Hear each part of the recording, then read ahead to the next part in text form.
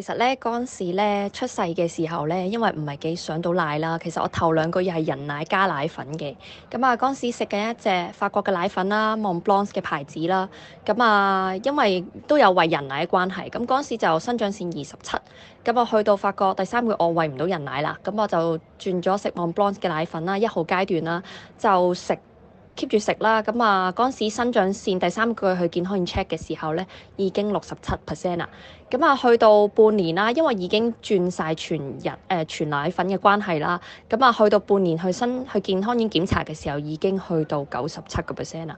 咁啊食呢個奶粉咧我有曾經轉過其他牌子嘅，試過咧有一隻啦嗰陣時就轉咗。咁嗰陣時發覺咧食完咧 BB 啲布布咧係爛啲嘅、腍啲嘅，同埋水啲嘅。咁同埋佢啲肉咧係比較拋啲，冇咁實淨，好似好容易俾人撞一撞啊，企唔穩啊。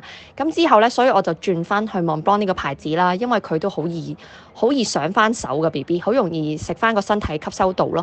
咁之後咧就個仔就變咗啲肉啊實翻啦，而家行路係企得好穩陣啦，撞一撞唔會冧低咯。咁咧呢個 Mont Blanc 嘅奶粉咧，同出面嘅奶粉，我覺得我自己都做過少少研究嘅，我都覺得有少少唔同嘅。因為佢嘅奶粉可能45度就已經溶解到極高啦，就沖到啲水係溶晒啦。咁但係出面嘅奶粉可能偏向要60度先溶得晒咯。